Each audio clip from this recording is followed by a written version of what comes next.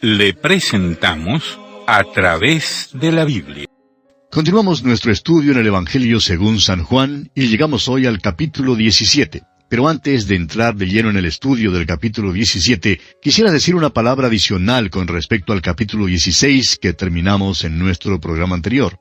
Dijimos al final de nuestra audición anterior que Jesucristo fue hecho pecado por nosotros. Y hubo una rasgadura de la deidad, así como también la rasgadura del velo del templo. Sin embargo, en aquel mismo momento, Dios estaba en Cristo reconciliando consigo al mundo. Este es un misterio que la mente humana no puede comprender. No tenemos, amigo oyente, la suficiente inteligencia como para comprender la redención que Él hizo en la cruz. No es extraño que Dios envolviera la cruz en el manto de la noche como si dijera, nunca le será posible entrar en lo que tiene lugar aquí.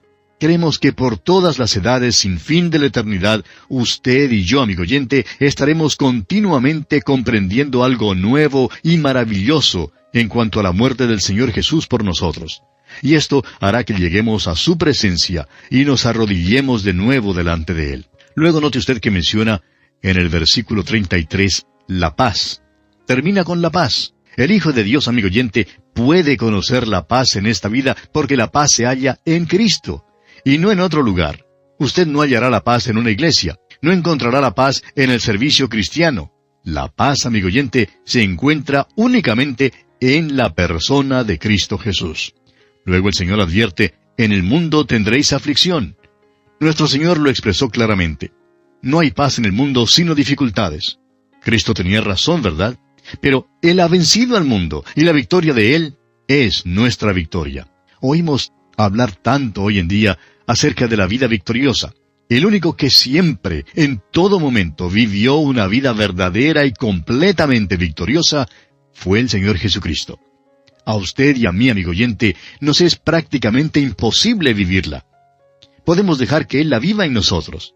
Solo cuando usted y yo aprendamos a identificarnos con Él y lleguemos a tener una relación íntima con Él, entonces comenzaremos a experimentar la paz de Dios en nuestros corazones. Entonces confiaremos verdaderamente.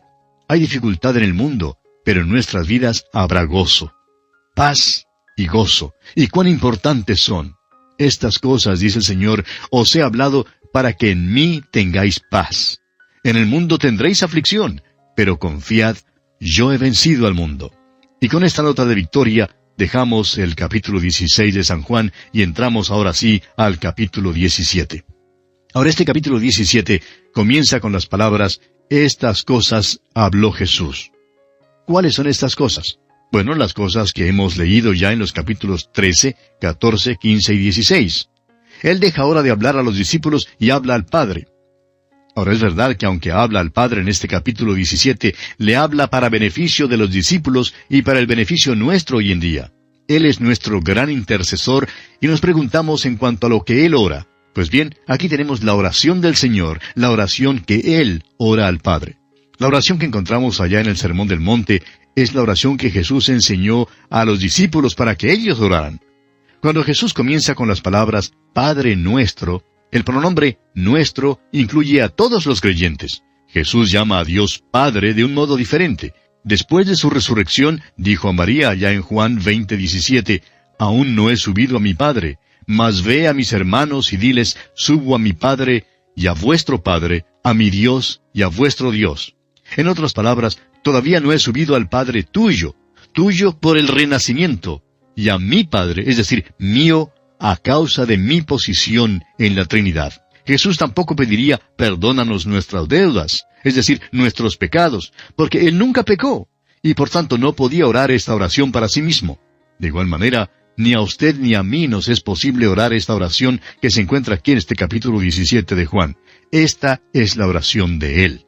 Hemos llegado pues a uno de los capítulos más extraordinarios en toda la Biblia. Es la oración más larga que encontramos en la Biblia. Usted pasaría solamente unos 3 minutos en leerla. Creemos que ese es un buen indicio en cuanto a la duración de la oración. Y deseamos hablarle muy claro, amigo oyente. Creemos que las breves oraciones son más efectivas que esas largas divagaciones que escuchamos orar muchas veces. No es extraño que los cultos de oración parezcan tan muertos como cualquier ave ya extinta. El discurso del aposento alto es como subir una escalera o como subir un monte, culminando en esta oración. Y nos gustaría citar de otros hombres que han expresado algo en cuanto a este gran capítulo 17 del Evangelio según San Juan. Matthew Henry, por ejemplo, dijo: es la oración más extraordinaria, la cual sigue al discurso más completo y consolador que jamás haya sido expresado en la tierra. Por su parte, Martín Lutero dijo: en verdad, esta oración es sobremanera conmovedora y sincera. Nos revela lo más íntimo, tanto en cuanto a nosotros como en cuanto al Padre. Es tan sincera y tan simple, es tan profunda, tan rica y tan amplia, que nadie la puede sondear. Philip Melanchthon, otro reformista, dijo: no hay ninguna voz que jamás haya sido oída en el cielo ni en la tierra que sea más exaltada, más santa, más fructuosa, más sublime que la oración ofrecida por el Hijo de Dios mismo. Esta es la oración que John Knox leía muchas veces durante su vida. Cuando estaba en su lecho de muerte, su esposa le preguntó: ¿en qué parte quieres que te lea yo? Él contestó: lee por allí en el capítulo 17 del Evangelio de Juan. Hay muchos más que han leído esta porción muchas veces. El Dr. Fisher, por ejemplo, quien era obispo de Rochester bajo el reinado de Enrique VIII, pidió que fuera leída esta porción de la Escritura antes de su martirio. Nos sentimos entera y totalmente incapaces de tratar esta oración, amigo oyente. Es la intercesión sumo sacerdotal de Jesús por nosotros. Nos revela la comunión que creemos nosotros hay constantemente entre el Señor Jesús y el Padre allá en el cielo. Toda su vida fue una vida de oración. Comenzó su ministerio yendo a un lugar solitario para orar. Muchas veces subió a un monte para orar y pasó la noche en oración. Él es nuestro gran intercesor. Ora por usted y ora también por mí. Si a usted se le olvidó orar esta mañana, a Él no se le olvidó. Él oró por usted hoy. Dios siempre oye y contesta la oración de Jesús, así de la manera que la ora. Ahora Dios siempre contesta mi oración, pero no de la manera que la pido. A veces tiene que contestar la oración mía con un verdadero no. O es posible que me conteste lo que pido, pero de un modo diferente, o en un tiempo diferente. Recuerde usted que Jesús dijo allá en el capítulo 11 de este Evangelio de Juan, versículos 41 y 42, Padre, gracias te doy por haberme oído. Yo sabía que siempre me oyes, pero lo dije por causa de la multitud que está alrededor, para que crean que tú me has enviado. Bien, consideremos ahora algunos aspectos en esta oración. En primer lugar, Jesús ora por sí mismo. Permítanos señalar, amigo oyente, que no es ajeno a la tarea de uno, ni aún una marca de egoísmo orar por uno mismo. Creemos que cuando usted y yo nos acercamos a Dios en oración, necesitamos conciliarnos, necesitamos sintonizar al cielo, por así decirlo.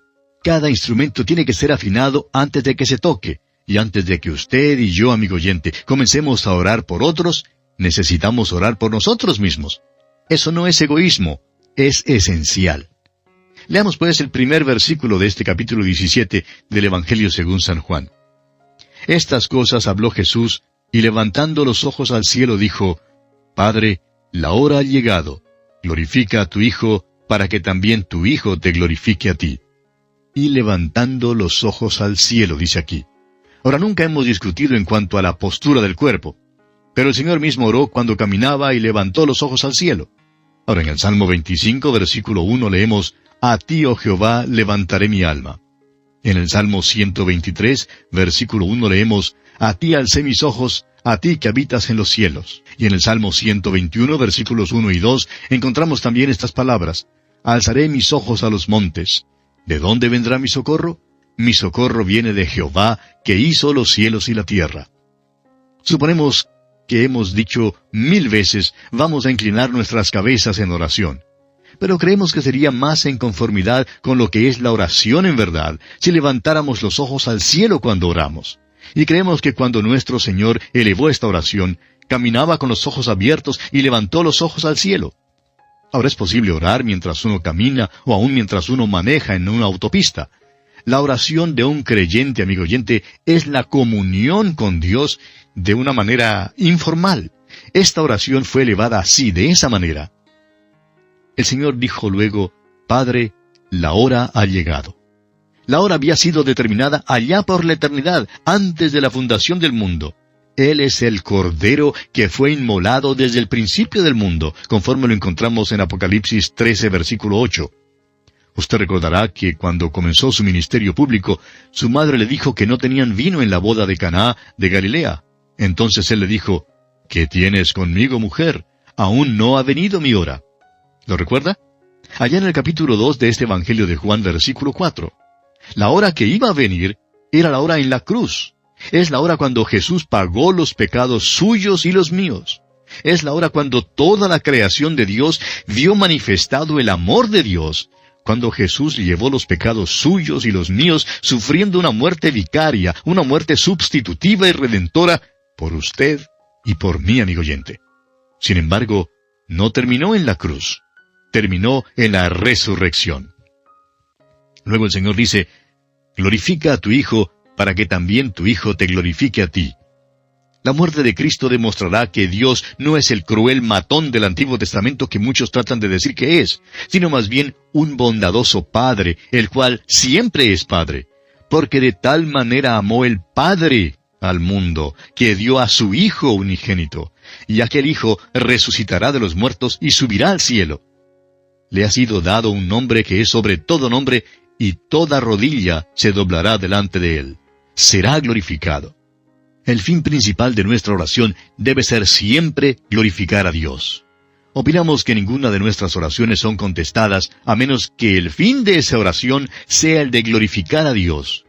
Cuando usted pide algo, amigo oyente, pide algo de Dios en la oración, pida que le conteste a fin de que Él sea glorificado por medio de usted. Hay maravillosas lecciones aquí para nosotros. Es por eso que el Señor oró a fin de que sus discípulos le pudieran escuchar. Ellos debían aprender de Él. Leamos ahora el versículo 2 de este capítulo 17 de Juan. Como le has dado potestad sobre toda carne, para que dé vida eterna a todos los que le diste. Esta es una declaración que causa sobresalto. Jesús tiene potestad sobre toda carne. Le es posible hacer que este universo y cada individuo se arrodille delante de Él. Pudo habernos puesto en sujeción a Él, haciéndonos a todos robots, o sea, muñecos mecánicos. Pero eso no es lo que Él quiere hacer. Sin embargo, tiene potestad sobre toda carne. La iglesia es la dádiva de amor de Dios a Jesucristo. Por tanto, lo que Él quiere hacer es dar vida eterna, como Él dice, a todos los que le diste. Esto plantea la pregunta en cuanto a la predestinación, y no deseamos entrar extensamente en esa doctrina. Ya sabemos que hay calvinistas extremistas y los armenianistas extremistas también, y que la verdad probablemente está en alguna parte entre las dos doctrinas. El reconocido predicador Spurgeon era calvinista en su modo de pensar, y en cierta ocasión un hombre le preguntó, ¿cómo le era posible predicar así como predicaba si creía en la predestinación divina? Spurgeon siempre predicaba un evangelio de todo aquel que cree. Spurgeon le dio esta contestación bastante singular a esta persona. Si el Señor hubiera puesto una raya amarilla en la espalda de todos los predestinados, yo no predicaría. Simplemente iría por la calle alzando las camisas de los demás para ver quién tenía la raya amarilla en la espalda y les daría a estos individuos el evangelio. Una respuesta bastante apropiada, por cierto. Si Dios de alguna manera nos revelara a nosotros quiénes son los predestinados, pues haríamos lo mismo. Dios ha dicho que todo aquel que cree puede venir. Esa es la oferta genuina a toda persona. Si usted, amigo oyente, nos está escuchando ahora mismo, usted no tiene ninguna excusa para ofrecer de ninguna manera si usted no viene a Él. Será su condenación porque rehusó a la oferta que Dios le ha hecho. Leamos ahora el versículo 3. Y esta es la vida eterna, que te conozcan a ti, el único Dios verdadero, y a Jesucristo, a quien has enviado. Ahora, ¿excluye a ciertas personas la predestinación? No. La vida eterna es conocer al único Dios verdadero y a Jesucristo a quien Él ha enviado. ¿Anhela usted, amigo oyente, conocer al único Dios verdadero y a Jesucristo? Entonces usted no está excluido. Usted debe ser uno de los predestinados.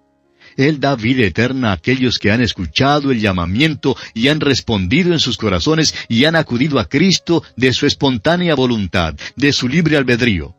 Esa es la manera en que nosotros comprendemos esto.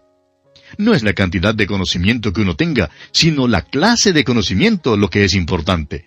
Es a quién conoce. ¿Conoce usted, amigo oyente, a Jesucristo? De igual manera, no es la cantidad de fe que uno tenga, sino la clase de fe lo que es importante. Y una vez más, permítanos citar al predicador Spurgeon. Él dijo, no es tu gozo en Cristo lo que te salva, es Cristo mismo. No es tu fe en Cristo, aunque ella es el instrumento, es la sangre y el mérito de Cristo. Eso es lo que salva. Es posible que uno crea en algo que no debe creer. Es el objeto de la fe lo que es importante. El Señor dice luego, y esta es la vida eterna, que te conozcan a ti, el único Dios verdadero, y a Jesucristo. Ahora la fe viene por el oír la palabra de Dios. ¿Qué dice la palabra de Dios? El Evangelio es que Jesucristo murió por nuestros pecados, fue sepultado y resucitó. Esos son los hechos. Nuestro conocimiento de los hechos y nuestra respuesta aceptante de esos hechos es la fe. La fe es confiar en Cristo como nuestro propio Salvador. La vida eterna es conocer a Dios y conocer a Jesucristo. Jesús es su nombre como Salvador y Cristo es su nombre como Mesías, el Rey de Israel. Conocerle significa crecer en la gracia y en el conocimiento de Cristo. Cuando seguimos en el conocimiento del Señor Jesucristo, llegamos al lugar de seguridad. Cualquiera que no tenga la seguridad de su salvación, o bien no es salvo, o simplemente es un bebé en Cristo. Necesita seguir hasta el lugar donde sepa que es salvo. La vida eterna es conocer al único Dios verdadero y conocer a Jesucristo. Es por eso que el estudio de la palabra de Dios es tan importante. Tantos hermanos no están seguros de que son salvos simplemente porque no estudian a fondo la palabra de Dios. Bien, leamos ahora el versículo 4 de este capítulo 17 del Evangelio de Juan. Yo te he glorificado en la tierra, he acabado la obra que me diste que hiciese. El Señor Jesús está entregando su informe final al Padre. Todavía no ha muerto en la cruz, pero en cuanto a Dios, habla de las cosas que no son como si fueran. El tiempo futuro para Dios es tan exacto como el tiempo pasado. Y nuestro Señor va a la cruz para morir, para luego resucitar. En la cruz Él dijo, consumado es. Y eso quiere decir que nuestra redención fue consumada. Ha hecho todo lo que era necesario hacer. Y podemos poner allí un punto final para no añadir nada más. Por eso, el Evangelio de la Salvación no es lo que Dios pide que uno haga, sino lo que Dios le está diciendo que ya ha hecho por usted. ¿Se da cuenta? Es su aceptación de eso lo que le salva a usted. Ahora el versículo 5 de este capítulo 17 de Juan dice, Ahora pues, Padre, glorifícame tú al lado tuyo, con aquella gloria que tuve contigo antes que el mundo fuese. En el capítulo 2 de la carta a los Filipenses, el apóstol Pablo habla de Jesús despojándose. Y algunos tratan de enseñar que Jesús se despojó de su deidad. Juan lo expresa con toda claridad que el Verbo fue hecho carne. Aquel bebecito en la falda de María es Dios, y bien pudo haber mandado que este universo no tuviera existencia. Él no era simplemente 99.9% Dios. Era y es 100% Dios. Entonces, ¿de qué se despojó? Se despojó de sus prerrogativas de la deidad. Puso a un lado su gloria. En el tiempo de la Navidad hacemos mucho caso de los pastores y de los ángeles y de los magos que vinieron a ver al bebé. Amigo oyente, no debió haber sido así. Él es el Señor de la gloria y toda la creación debiera haber estado allí. Todo ser humano en la faz de la tierra debiera haber estado allí. Cuando un gran líder político muere, mucha gente viene de todas partes del país y aún desde todas partes del mundo para asistir a su funeral. Y todo el mundo debiera haber estado en el nacimiento del Señor de la gloria cuando vino a la tierra. Pudo haber demandado tal homenaje, pero dejó a un lado su gloria. Ahora está listo para volver al cielo, para volver a la gloria. El siguiente aspecto que encontramos en esta oración de Jesús es que Jesús ora por los suyos. Leamos el versículo 6 de este capítulo 17 del Evangelio según San Juan. He manifestado tu nombre a los hombres que del mundo me diste. Tuyos eran, y me los diste, y han guardado tu palabra. Ahora fíjese usted en esto. En el versículo 2 encontramos esta expresión, a todos los que le diste. Aquí en el versículo 6 leemos, a los hombres que del mundo me diste, y me los diste. Luego en el versículo 9 leemos, por los que me diste. En el versículo 11 encontramos las palabras, a los que me has dado. Y en el versículo 12 leemos, a los que me diste. Ya nos encontramos una vez más en la gran doctrina de la predestinación. Jesús habló con el Padre en cuanto a ella. Fue una conversación privada, pero Él quiso que los discípulos la oyeran y supieran de ella. No sabemos tanto en cuanto a la predestinación, es decir, no tanto como quizá debiéramos saber. Hemos leído algunos comentarios de algunos hombres y parece que ellos tampoco saben mucho en cuanto a ella. Creemos que se trata del lado de Dios, y hay muchas cosas que Dios sabe, las cuales nosotros no sabemos. Es maravilloso poder escuchar esta oración y saber que Jesús está a la diestra del Padre, hablando al Padre en cuanto a nosotros. El Señor Jesús ha hablado hoy con el Padre en cuanto a usted, amigo oyente, si es que usted es uno de los suyos. Hay una relación mística entre el Señor Jesús y los suyos. Pertenecen al Padre y fueron dados a Jesucristo. No nos es posible sondear su significado. Y bien, continuaremos la consideración de este importante asunto en nuestro próximo programa. Quiera el Señor bendecirle ricamente. Continuamos hoy considerando la oración de Jesús aquí en el capítulo 17 del Evangelio según San Juan, y decíamos en nuestro programa anterior que es maravilloso poder escuchar esta oración y saber que Jesús está a la diestra del Padre, hablándole al Padre en cuanto a nosotros. El Señor Jesús le ha hablado al Padre en cuanto a usted, amigo oyente, si es que usted es uno de los suyos, si es que usted es su hijo. Hay una relación mística entre el Señor Jesús y los suyos. Pertenecen al Padre y fueron dados a Jesucristo. Ahora no nos es posible sondear su significado.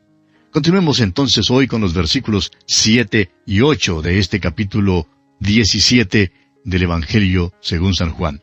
Dice Jesús, ahora han conocido que todas las cosas que me has dado proceden de ti, porque las palabras que me diste les he dado, y ellos las recibieron y han conocido verdaderamente que salí de ti y han creído que tú me enviaste.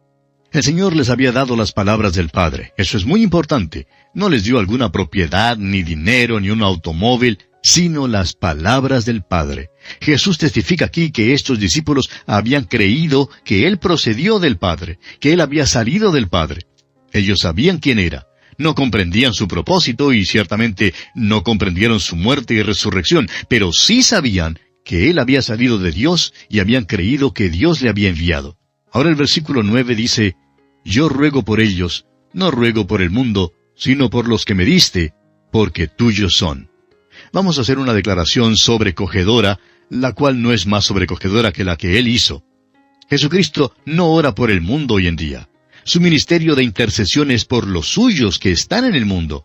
No ora por el mundo, Él murió por el mundo. Ha enviado al Espíritu Santo al mundo para convencer al mundo de pecado, de justicia y de juicio. Usted y yo somos los que debemos orar por el mundo. Jesucristo ora por los suyos. La predestinación se menciona nuevamente en este versículo. Hay ciertas cosas que hemos aprendido, las cuales creemos, aunque no dejan de ser paradójicas. No es que sean contradictorias, sino más bien paradójicas. Sucede que estas doctrinas de la predestinación y del libre albedrío nos parecen paradójicas. Amigo oyente, simplemente no la comprendemos. Bien, continuemos ahora con el versículo 10 y el versículo 11 de este capítulo 17 de Juan.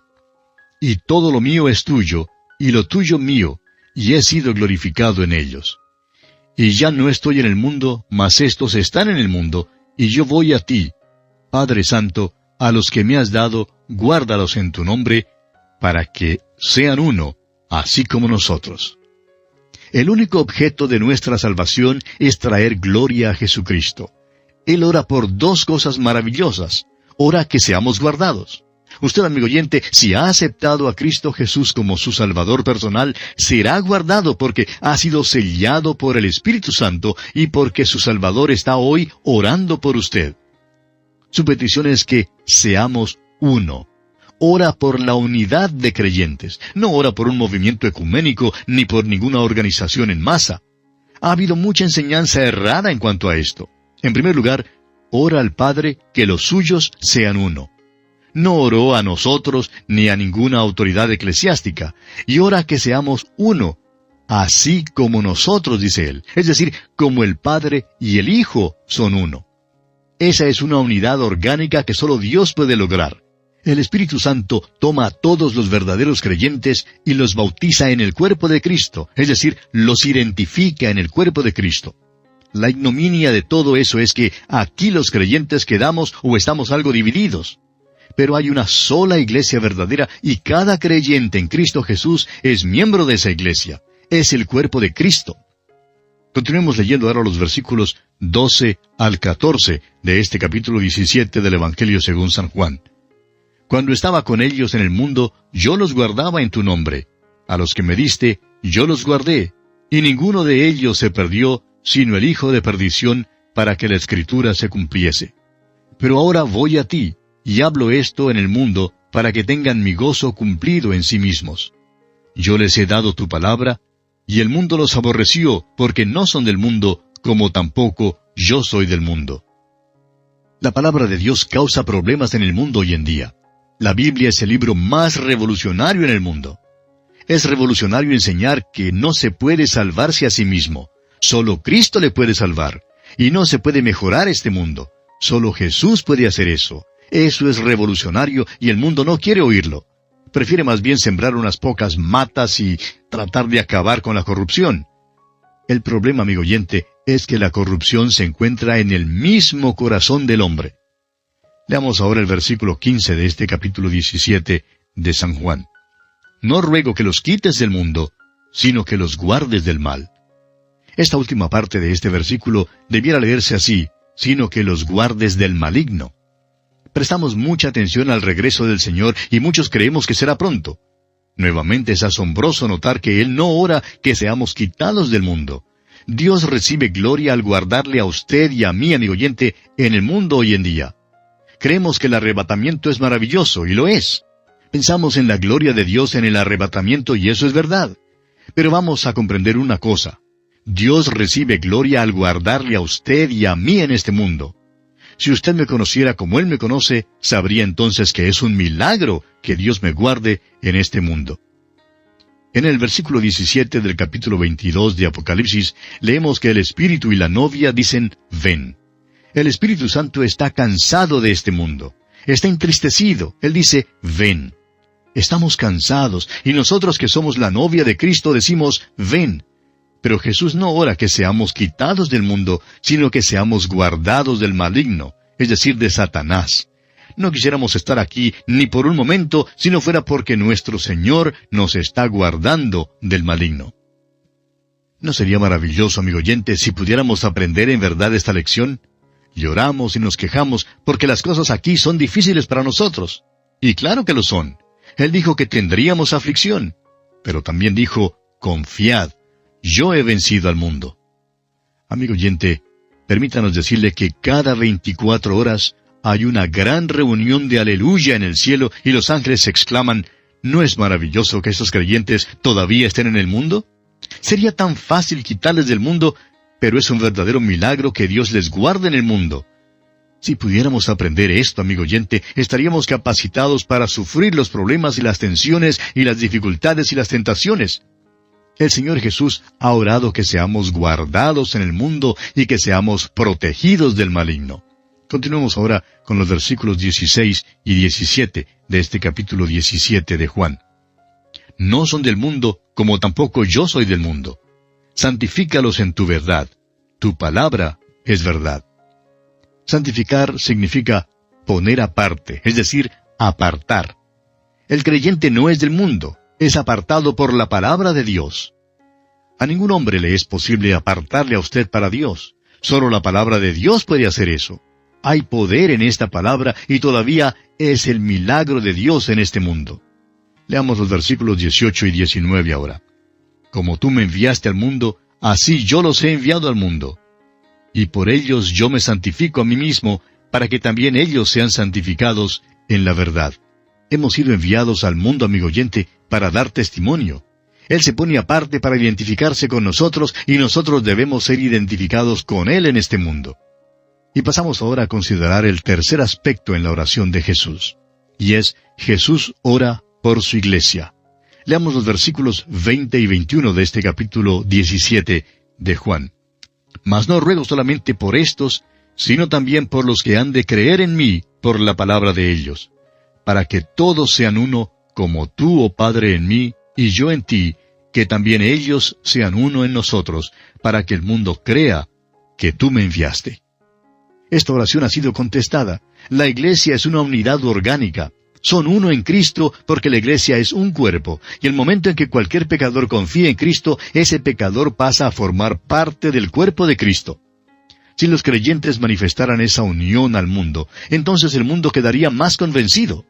Son demasiadas las veces que los inconversos ven a los creyentes odiándose y atacándose y criticándose unos a otros, y esta puede ser una de las causas por las cuales no aceptan a Cristo.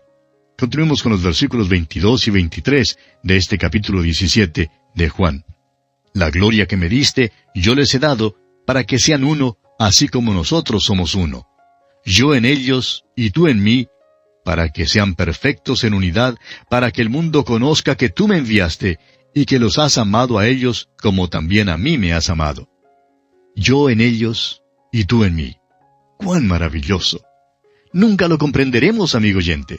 Solo el Espíritu de Dios puede lograr esto. La unidad que existe entre el Padre y el Hijo es la unidad que debe existir entre el creyente y el Señor Jesucristo. Ahora el versículo 24 dice, Padre, aquellos que me has dado, quiero que donde yo estoy, también ellos estén conmigo, para que vean mi gloria que me has dado, porque me has amado desde antes de la fundación del mundo. Será glorioso estar con Él en perfecta comunión, y creemos que ese fue el propósito de Dios al crear al hombre. Hay otras criaturas en el universo y en la tierra, pero Dios hizo al hombre una criatura con la cual pudiera gozarse en comunión.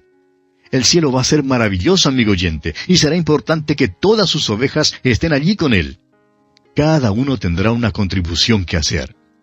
Ver la gloria del Señor Jesús será el regocijo del creyente. Moisés pidió ver la gloria de Dios. Felipe pidió ver al Padre. A veces recibimos un vistazo de su gloria en el arco iris o en la puesta del sol, pero piense usted lo que será cuando lleguemos a su presencia misma y veamos su gloria. Esa es la meta hacia la cual proseguimos. Cuán maravilloso es saber que el Padre nos ama. Y Jesús dice aquí que nos ama como ha amado a Jesucristo mismo. Ahora los versículos 25 y 26 dicen, Padre justo, el mundo no te ha conocido, pero yo te he conocido, y estos han conocido que tú me enviaste. Y les he dado a conocer tu nombre, y lo daré a conocer aún, para que el amor con que me has amado esté en ellos, y yo en ellos. El hecho de que fue enviado del Padre realmente comprende toda su misión de redención. Ellos saben que el Padre le ha enviado, y el propósito fue para morir. Jesús ora que nosotros conozcamos el motivo por el cual Él vino. Y por último, Jesús ora que su amor esté en nuestros corazones y en nuestras vidas. Hablamos tanto en cuanto a la gracia y en cuanto a la fe, y con razón. Sin embargo, el gran deseo del corazón de Jesús es que su amor sea manifestado en las vidas de aquellos que Él ha redimido. Eso debe hacer que nos arrodillemos delante de Él. Amigo oyente, ¿cuánto amor de Cristo es manifestado en usted? Como repaso ahora, permítanos mencionar las cosas que esta oración revela en cuanto a los creyentes y al mundo. En primer lugar, los creyentes han sido tomados del mundo y dados a Cristo, según el versículo 6. En segundo lugar, han sido dejados en el mundo, según el versículo 11. En tercer lugar, no son del mundo, según el versículo 14. Según el mismo versículo 14, los creyentes son aborrecidos por el mundo. En quinto lugar, son guardados del maligno, de acuerdo al versículo 15.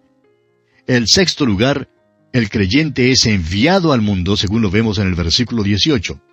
Y en séptimo lugar, los creyentes deben manifestar unidad delante del mundo, de acuerdo con el versículo 23. También quisiéramos dar una lista de las peticiones de Cristo por los suyos. Fíjese usted, en primer lugar, preservación, conforme al versículo 11. En segundo lugar, gozo y plenitud del Espíritu Santo, según el versículo 13. En tercer lugar, liberación del maligno, según el versículo 15. En cuarto lugar, apartados. Santifícalos, dice él en el versículo 17. En quinto lugar, unidad. Él dice, para que todos sean uno, según el versículo 21. En sexto lugar, comunión. Él dice que ellos estén conmigo, según leemos en el versículo 24. Y en séptimo lugar, regocijo, para que vean mi gloria, dice él, según leemos en el versículo 24. El Señor Jesucristo es nuestro gran sumo sacerdote. Esta es la gran verdad de la epístola a los Hebreos. El sumo sacerdote tenía vestidos hermosos y relumbrantes, y en los hombros llevaba 2 piedras de ónice con los nombres de las tribus de Israel grabados en ellas. 6 en cada hombro. Las llevaba en sus hombros. En otras palabras, puede salvar perpetuamente. Nuestro gran sumo sacerdote nos lleva en sus hombros. El sumo sacerdote tenía un pectoral que contenía 12 joyas bellas. 4 en una hilera, 3 hileras al pecho. Sobre cada joya estaba el nombre de una tribu de Israel. Nuestro gran sumo sacerdote nos lleva en su corazón, nos lleva en sus hombros, lo cual habla de su poder, nos lleva en su corazón, lo cual nos habla de su amor. O sea que nuestro gran sumo sacerdote es poderoso y nos ama. Y así, amigo oyente, terminamos nuestro estudio de la oración de Jesús, aquí en el capítulo 17 del Evangelio según San Juan.